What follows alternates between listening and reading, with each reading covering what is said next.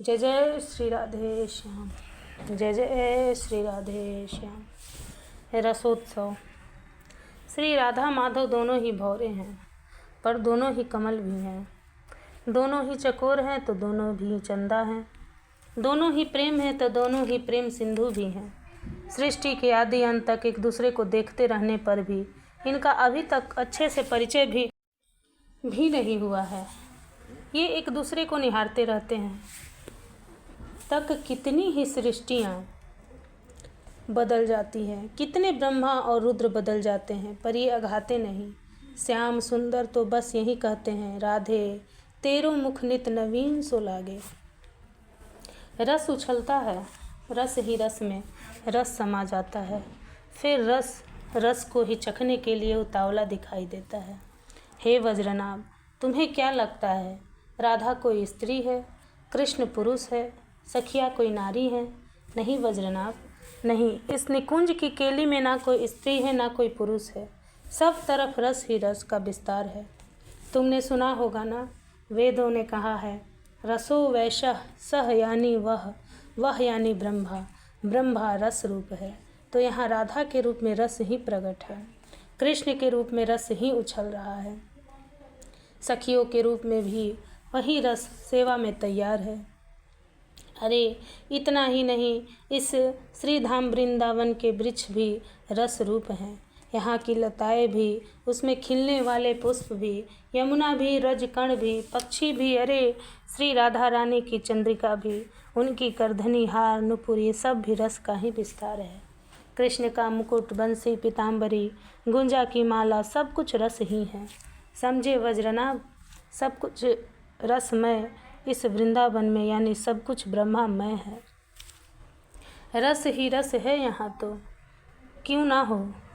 रसराज स्वयं दुल्हा बने बैठे हैं और उनकी आह्लादनी श्री राधा रानी दुल्हन के रूप में सजी हुई हैं।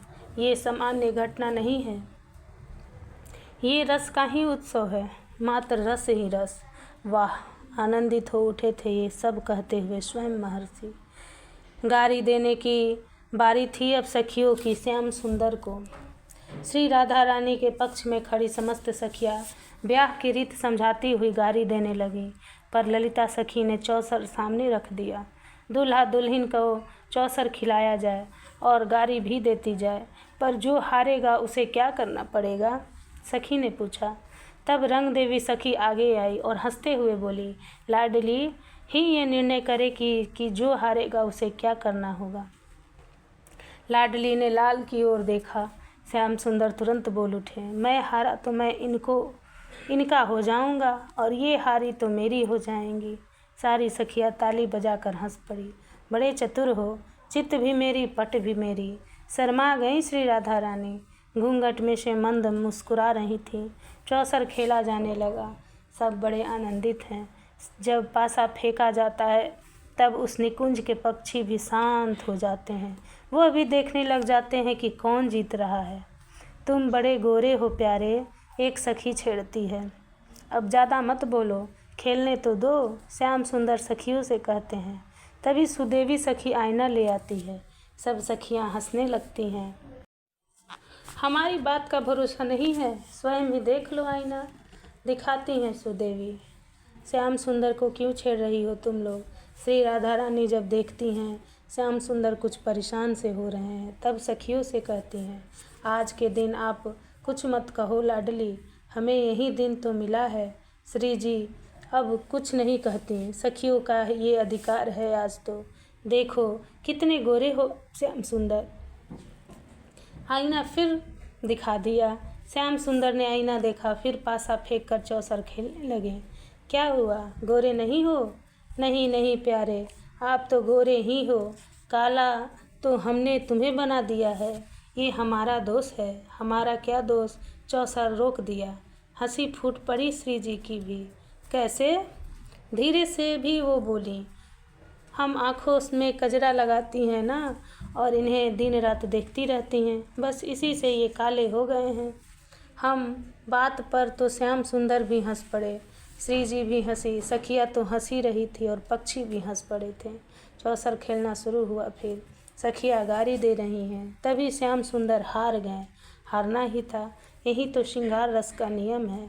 नायक जब नायिका से हारता है तभी श्रृंगार रस पुष्ट होता है। सिर झुकाए बैठे हैं अब श्याम सुंदर। हम तो अब इनके हो गए। श्री जी की ओर देखते हुए बोले। श्याम सुंदर इससे ज़्यादा और क्या कहते हैं? नहीं नहीं, ऐसा कहने से काम नहीं चलेगा। सखिया एकजुट होकर बोली। तो क्या करना पड़ेगा हमें? धीरे से बोले श्याम सुंदर। हम सखिया आपस में कानाफूसी करने लगी। उन सखियों की बातें सुनने के लिए तोता, मैना, कोयल ये सब भी पास में ही आ गई थी। हाँ, यही ठीक है। ललिता सखी गई और एक चांदी की थाल रेशमी वस्त्र से ढक कर ले आई। ये हमारी प्यारी जी की कुल देवी हैं, इन्हें प्रणाम करो लाल। पर हम तो सब जानते हैं, इनकी जितनी कुल देवी हैं उन सब से हमारा पुराना परिचय है। नहीं नहीं, ललिता सखी को कहना नहीं आया। ये आपकी कुल देवी है, हमारी नहीं, आपकी। आपके नंद बाबा की कुल देवी है। आप प्रणाम करो अब। पर श्याम सुंदर कुछ कहते कि इससे पहले ही सखियों ने कहा, आप हारे हो, इसलिए आपको ये बात माननी ही पड़ेगी। इनको प्रणाम करो। श्याम सुंदर ने बड़े प्रेम से सिर झुकाकर जैसे ही प्रणाम किया, वहाँ तो पादुका श्री जी की थी, मस्तक श्याम सुंदर का। श्री जी की पादुका में नवा सखियाँ हंस पड़ी, तालियाँ बज पड़ी। श्री जी आगे बढ़ी और बड़े प्रेम से अपने प्राण धन श्याम सुंदर को हृदय से लगा लिया। क्या का गारी दे रहे हो प्यारे? तुम्हें प्यारे ये छवि तुम्हारे ऊपर यह पानी वार कर हम पीती हैं, ताकि नज़र ना लगे तुम्हें, नज़र ना लगे इस जोड़ी को, नज़र ना लगे। सखिया भावुक हो उठी। अरे पगलियो, थोड़ा इन युगल भर तो तरस खाओ। देखो इनके मुख चंद्र कैसे हो रहे हैं, इनका मुख कुम्हला रहा है। इनको अब कुछ खिलाओ चलो। हे वज्रनाभ। सखियाँ नाना प्रकार के पकवान, मिष्टान, सूप, ओदन, सुंदर सुंदर सत्ता दिक थालियों में नाना व्यंजन सजा कर रख दिया और सब हंसती हुई गीत गाने लगी। श्याम सुंदर पहले श्री जी को खिलाते हैं, फिर उनका जूठन स्वयं पाते हैं। हे वज्रनाभ, इस रस को समझना बुद्धि से संभव नहीं है। ये प्रेम रस का उछलता एक अद्भुत रूप है। इसमें जो डूब जाता है वही इसे समझता है। इतना कहकर महर्षि मौन हो गए थे। नयो नेह नव रंग नयो रस, नवल श्याम वृषभान किशोरी। जय जय श्री राधे श्याम। जय जय श्री राधे श्याम।